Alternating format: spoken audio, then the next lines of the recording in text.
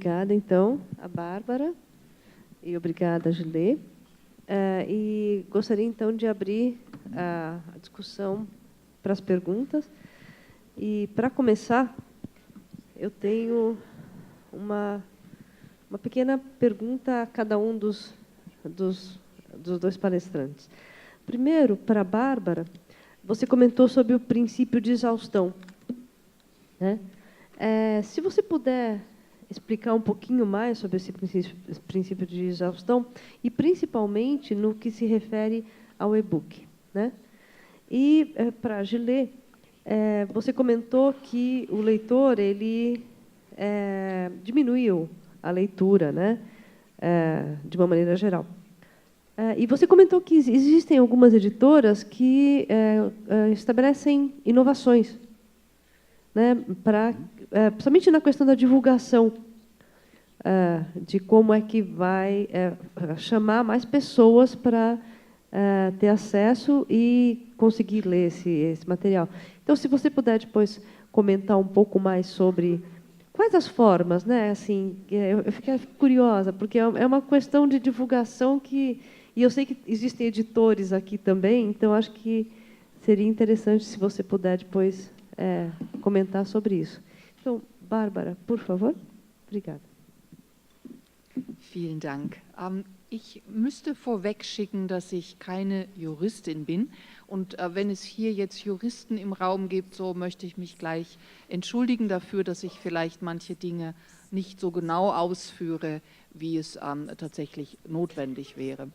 Ich würde gerne aber den Erschöpfungsgrundsatz noch mal grundsätzlicher erläutern. Wir müssen uns darüber im Klaren sein, dass das Urheberrecht ein Recht ist, was eine Balance schaffen möchte zwischen einerseits den Urhebern und andererseits den Nutzern.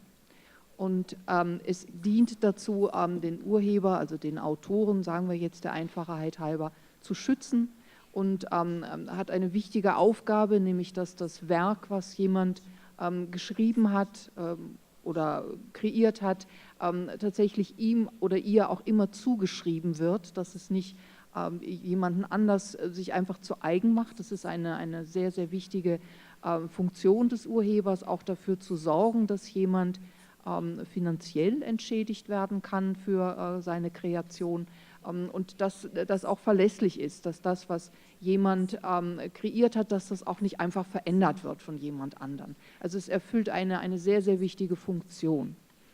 Es gibt aber immer Ausnahmeregelungen zum Urheberrecht, um auf der anderen Seite auch sicherstellen zu können, dass natürlich wieder neue Werke auch kreiert werden, dass man Zugang hat, dass man diese Dinge auch in bestimmtem Maße nutzen kann, indem man eben auch die Quelle angibt von dem, was man da zitiert, was man nutzt. Und für uns in diesem Zusammenhang, was Bibliotheksausleihe angeht oder auch die Ausleihe von digitalen Medien angeht, ist es sehr wichtig, dass ein Urheber in dem Moment, wo er seine Werke auf den Markt bringt, tatsächlich sein Recht erschöpft hat, darüber zu bestimmen, was damit noch weiter gemacht wird. Es ist wirklich sehr wichtig, dass wir die Möglichkeit haben, als Bibliotheken alle Werke, die wir für wichtig finden, auszuwählen und für die Bibliothek zu erwerben und dann eben auch zu verleihen. Und das ist etwas, was in der physischen Welt einen Urheber nicht mehr interessieren braucht. Er hat sein Werk kreiert, er kann sich sicher sein, gerade Bibliotheken sind Orte, die sehr darauf achten, dass Urheberrechte auch geschützt werden. An Universitäten lehren sie auch Studierende, wie man richtig zitiert, wie man Quellen richtig angibt, dass man nicht einfach nur kopiert und etwas als sein eigenes herausgibt. Also da haben Bibliotheken auch eine ganz wichtige Aufgabe. Aber wir müssen auch in der Lage sein, Werke auswählen zu können und ausleihen zu können. Und da ist das Erschöpfungsgesetz, also der Grundsatz der Erschöpfung, wirklich ein ganz, ganz wichtiger für uns. Obrigada. Julien, por favor. Est-ce que je peux faire un commentaire sur cette histoire des droits d'auteur? Por favor. C'est une question extrêmement épineuse qui est en ce moment débattue au sein de l'Union européenne. Cette question est épineuse parce que selon les différents pays, la gestion des droits d'auteur ne se fait pas de la même façon. En France, par exemple, on travaille assez peu encore, même si c'est de plus en plus, avec des agents. Pourquoi ? Parce que ce sont les éditeurs qui sont garants et qui sont gestionnaires des droits des auteurs. Il est donc extrêmement important pour l'éditeur de faire extrêmement attention à ce que le droit de leurs auteurs, c'est leur rôle de défendre leur auteur, ne soit pas galvaudé ou ne soit pas mal utilisé. On a plusieurs manières d'envisager cela, mais la notion d'exception, c'est-à-dire le fait de dire passer un certain temps, le livre peut être lisible dans le cas d'une exception culturelle, pose un véritable problème. Le véritable problème, c'est celui, bien entendu, de la rémunération. Et bizarrement, enfin pas bizarrement, mais paradoxalement, ce ne sont pas les plus gros éditeurs qui en pâtissent, ce sont les plus petits. Pourquoi ? Parce que les petits éditeurs bâtissent leur catalogue sur le temps, bâtissent leur catalogue sur la notion de défense d'une œuvre. Si le droit d'auteur rentre en gestion collective au bout de quelques années, peut-être que ces quelques années sont trop courtes pour le temps prévu pour l'exploitation du livre par l'éditeur. Ça oblige donc l'éditeur, de manière assez paradoxale, à agir lui-même, étant petit éditeur, comme un acteur faisant un peu plus de marketing qu'il ne devrait peut-être. Ça, c'est la première réflexion. La deuxième réflexion sur l'exception culturelle, on a parlé longtemps de licence globale, c'est-à-dire la possibilité de mettre l'ensemble des droits d'auteur dans une licence, avec une répartition après entre tous les acteurs et tous les propriétaires des droits.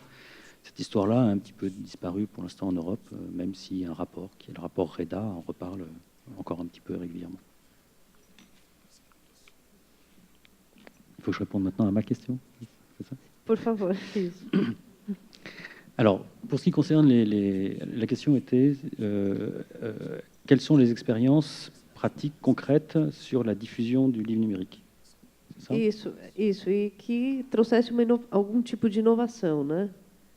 A questão da inovação, né? Porque no que se tange a divulgar e-books, realmente você precisa de outras ferramentas que não sejam as tradicionais. Alors, il y a des choses, évidemment, sur lesquelles on travaille actuellement au sein du laboratoire d'Actes Sud, qui sont sous clause de confidentialité. Ça m'est difficile de partager avec vous, on ne se connaît pas encore trop, tout ça, c'est clause de confidentialité. Donc, des choses que je ne peux pas vraiment vous raconter, vous décrire dans le détail. Par contre, je peux vous exprimer un problème et vous dire qu'on a la solution. Un des problèmes en France, c'est le fait qu'on aimerait bien, nous éditeurs, que les libraires vendent des livres numériques. Ils ont quelques outils, ils ont quelques prestataires, ils ont quelques solutions techniques, des bornes interactives, etc., etc., des sites internet, mais finalement, ils vendent très peu de livres numériques. Beaucoup moins que les plateformes que l'on connaît, qui sont principalement Amazon, Kobo et Apple. Amazon, Kobo, Apple, en France, ça représente, on va arrondir, presque 90% des ventes du livre numérique. Ça veut dire qu'il reste 10% pour la librairie, les autres plateformes, etc. On se dit, nous, qu'on aimerait bien que ces 90% se réduisent. On ne souhaite pas totalement la mort d'Amazon, enfin, en tout cas, on ne l'exprime pas comme ça. Mais on aimerait bien que sa part de marché soit un tout petit peu moins grande, et si elle pouvait être cette part de marché redistribuée à l'édition à la librairie indépendante, on trouverait ça peut-être un peu plus garant d'une pluralité culturelle. Donc pourquoi est-ce qu'il n'y a pas de solution ? Tout simplement parce que toutes les solutions qui existent actuellement sont des solutions dans une logique de groupe, dans une logique qui est une logique de mutualisation et de rationalisation des marges, etc., etc. Actuellement, un libraire qui vend des livres numériques en France touche environ 18% de cette vente, en sachant que le prix du livre numérique est plus bas on va dire que le travail qu'il peut faire de prescription, de médiation, de conseil, etc., est vraiment pas très bien payé dans le livre numérique. Pour mémoire, pour le livre papier, pour les libraires indépendants, ils ont entre 35 et 40% selon la taille de la librairie et les accords passés. Mais il n'est pas rare du tout qu'un libraire, même petit, mais un libraire indépendant, ait une remise de 40%. Quand on passe de 18 à 40%, autant dire que le libraire est assez peu incité à vendre du livre numérique et beaucoup plus incité à vendre du livre papier, bien entendu. En cela, d'ailleurs, on ne cherche pas à ce qu'ils vendent moins de livres papier. On cherche à ce qu'une partie de l'argent qui part sur les plateformes puisse revenir dans les librairies. Ça, c'est le problème. Et je peux vous dire que dans 2 mois, on a la solution. Alguém tem alguma questão, alguma pergunta?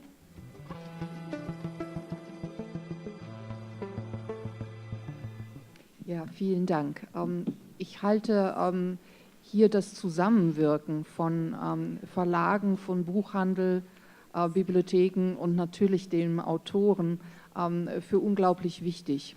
Ich denke, wir müssen auf die neuen Nutzergewohnheiten, vor allen Dingen von Kindern und Jugendlichen, wir müssen dort sehr deutlich eingehen und wir müssen uns das auch zu eigen machen und gemeinsam auch versuchen, Angebote zu machen, die die Leseförderung weiter betreiben, auch in diesem Bereich. Das halte ich für sehr wichtig. Es ist auch eine große Chance, Kinder und Jugendlichen, die sich mit gedruckten Büchern nicht anfreunden können, tatsächlich über digitale Angebote wieder zu interessieren. Und ich bin der Meinung, dass sich Kinder für Geschichten immer interessieren lassen. Und das Interesse tatsächlich kann man nutzen und kann es einbinden. Und gemeinsam Angebote machen, wie man Geschichten zusammen liest, vielleicht auch erzählt oder vorliest und dann die digitalen Medien auch einsetzt, um diese Geschichten in anderer Form weiterzuerzählen. Wir haben im Moment in Deutschland ein Projekt, wo Schüler dann in den Bibliotheken, nachdem sie gemeinsam eine Geschichte gelesen haben, losziehen mit ihren Handys und eine Fotostory noch daraus machen und die nachher auch präsentieren oder wo sie auch ihren Stadtteil erkunden und in einem Altenheim nachher diese Geschichten erzählen, die sie dort gefunden haben oder auch Menschen dort befragen und das nochmal mündlich ergänzen. Also es ist eine sehr große Kreativität möglich, was die digitalen Medien angeht und ich denke, das müssen wir wirklich nutzen, um unsere Kinder und Jugendlichen weiter für das Lesen zu interessieren. Je trouve que c'est une excellente question, vraiment une excellente question, parce que justement, elle replace le lecteur au cœur même de ce qu'est les dispositifs de lecture. Il y a un certain nombre de plateformes qui proposent déjà un certain nombre de possibilités d'interagir, d'utilisation, etc. Mais pour l'instant, ce sont des plateformes communautaires assez peu visibles. Là aussi, le fait de posséder ses propres bases de données, ses métadonnées, la gestion de la manière dont les informations vont circuler autour des livres, vont nous permettre ce genre de choses. C'est-à-dire de non seulement permettre au lecteur de donner un avis, mais aussi peut-être de poser des questions, mais aussi à l'auteur de rentrer en relation avec son lecteur. Parce que finalement, bon nombre de lecteurs seraient absolument ravis de pouvoir, seraient absolument ravis de pouvoir discuter sur leur œuvre. Et l'échange numérique permettrait cela, la bibliothèque pouvant parfaitement être un lieu de médiation de cette chose.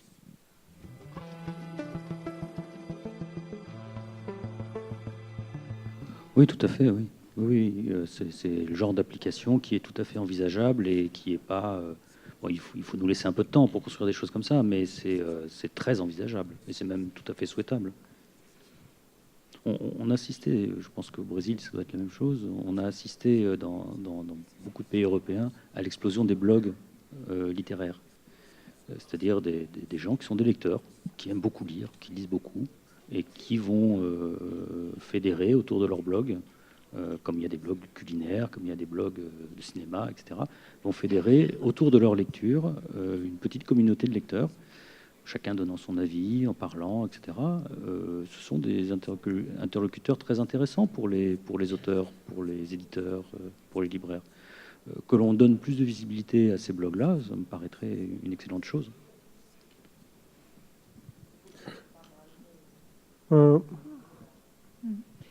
Vielleicht noch zur Ergänzung, es gibt durchaus auch Projekte, wo ein Autor eine Geschichte beginnt und dann die Kinder in einer Bibliothek, in einer Lesegruppe tatsächlich diese Geschichte auch weiterführen, weitererzählen, das elektronisch dem Autoren wieder übermittelt wird, der kommentiert das dann, schreibt weiter und die Kinder nehmen das dann auch wieder auf. Und ich glaube, das führt dazu, gerade weil man dann mit dem Autoren selber zu tun hat, dass man nochmal ein ganz anderes Interesse auch entwickeln kann. Da gibt es sicherlich noch viel, viel mehr Möglichkeiten, wie man das nutzen kann.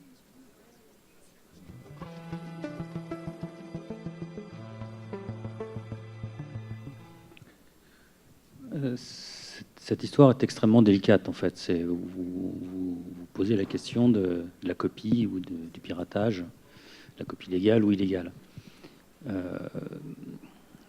Finalement, je dirais que ça dépend un peu des livres. Quand on est Paulo Coelho, on ne prend pas beaucoup de risques, malgré tout. Tout simplement parce qu'on est extrêmement connu et que le livre peut circuler. Il s'agit d'une nouvelle, ça va relancer les autres livres. C'est pas forcément toujours vrai pour tous les livres. C'est-à-dire que le piratage se fait pour plein de raisons. Pour la connaissance, pour le partage, pour des questions économiques. Mais finalement, il est pour l'instant, en tout cas pour le livre, assez peu une industrie illégale. C'est-à-dire que il y a de la copie, il y a du partage, mais pour l'instant, il n'y a pas de revente. Or, finalement, c'est là où il y aurait un véritable problème. Dans ce qui est copié, échangé, etc., comment mesurer la part du livre qui n'a pas été vendu et la part du livre qui, de toute façon, n'aurait pas été vendu et qui est pour échanger et pour promouvoir le livre. Les éditeurs, en général, ne veulent pas entendre parler de ce débat-là et pensent qu'un livre piraté est un manque à gagner. Ce débat cette position est une position absurde. Évidemment que tous les livres qui ont été échangés, qui ont été copiés, n'auraient pas été achetés de toute façon. Donc on sait très très bien que dans une grande partie de ces livres piratés, un certain nombre ne sont pas achetés. Donc il faut que l'on essaye de conserver une forme d'équilibre. Équilibre entre, c'est pas complètement absurde de penser que les lecteurs puissent échanger des livres, puissent se parler de livres, puissent se les prêter, sauf que quand vous prêtez un livre en numérique, vous ne le prêtez pas, vous le donnez, puisque vous le copiez. Vous pouvez en donner autant de fois que vous voulez, ce qui n'est pas tout à fait pareil que le livre papier, bien sûr. Donc comme vous donnez un livre numérique, il y a une forme de déperdition très forte. Je pense qu'il est extrêmement important d'essayer de protéger le plus possible les livres best-sellers au moment de leur sortie, parce qu'effectivement, là, on a affaire à un nombre important d'opportunisme économique, c'est-à-dire de gens qui le veulent tout de suite, là, maintenant, mais ne pas le payer. C'est tout à fait différent pour des livres qui ont déjà quelques années d'existence ou des livres qui ont eu un succès assez peu important, où là, la circulation peut tout à fait relancer effectivement la carrière d'un auteur. Ich glaube, ein Verleger kann hier sicherlich mehr dazu sagen, aber unsere Erfahrung ist tatsächlich, dass je bessere Angebote Bibliotheken haben, der ganz legalen Ausleihe, und desto leichter auch Bücher zu kaufen sind, desto weniger sind Raubkopien auch notwendig. Ich glaube nicht, dass die Mehrheit der Menschen gerne kriminelle Energien aufwenden, um an Bücher zu kommen. Und ich glaube, wir müssen wirklich hier ein gutes Bibliothekssystem aufbauen, was dann dafür sorgt, dass wichtige Dinge einfach auch ausgeliehen werden können. Agradeço mais uma vez a Bárbara, Gillet, muito obrigada, viu? Uma salva de palmas. Obrigado.